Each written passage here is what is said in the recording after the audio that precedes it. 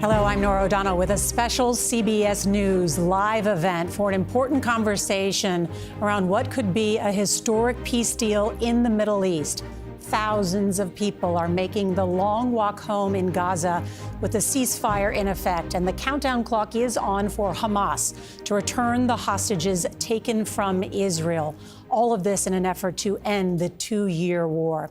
Joining us now are two of America's most respected diplomats who have been working towards peace in the Middle East for decades. Hillary Clinton was Secretary of State in the Obama administration, and Condoleezza Rice was Secretary of State in the George W. Bush administration. Secretaries, it's wonderful to see you. Thank you for joining us. Thanks for having us. Thank you. Secretary Clinton, let me start with you.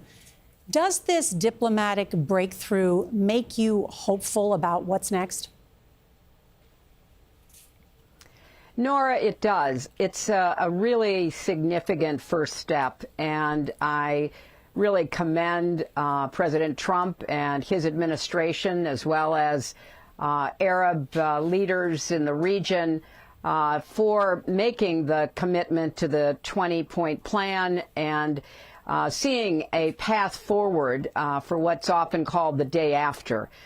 Most importantly, the conflict hopefully will end with the ceasefire. The hostages will be returned.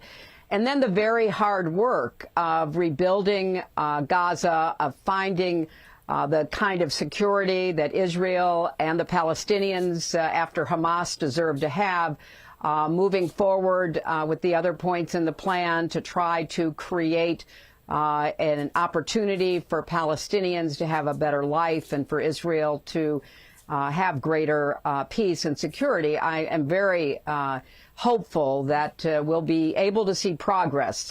Today's a good start, but we have to keep going from here. And Secretary Rice, on that note, this is a very fragile situation, not only for the next 72 hours, but beyond. Are you confident that this is the end of this war? Well, no one can be completely confident given the history of the Middle East, but I will say there are several elements that I hope will make this particular very important period possible for success because, as Hillary has said, there are many steps beyond this, but this step has to work first. And there are a couple of things. First of all, just to note that the Rafah crossing through which people are going to come to Gaza are moving. Hopefully that can be one that is organized and where you don't get sort of mass people trying to move at once. It's a rather narrow crossing. I negotiated the movement and access agreement there in 2005. And so just how that goes will be important. Secondly, I was glad to read that the United States is going to deploy 200 or so civil military personnel for civil military coordination, because we will have capabilities to help in getting people there, getting the humanitarian assistance organized. And so that's a step that we've not seen before. And even the verification of the beginning of the ceasefire and the movement of Israeli troops to another line was verified by Central Command of the United States. So there seems to me to be an American role in this that is, it's not being overplayed, and that's the right thing. But we have capabilities to help in this.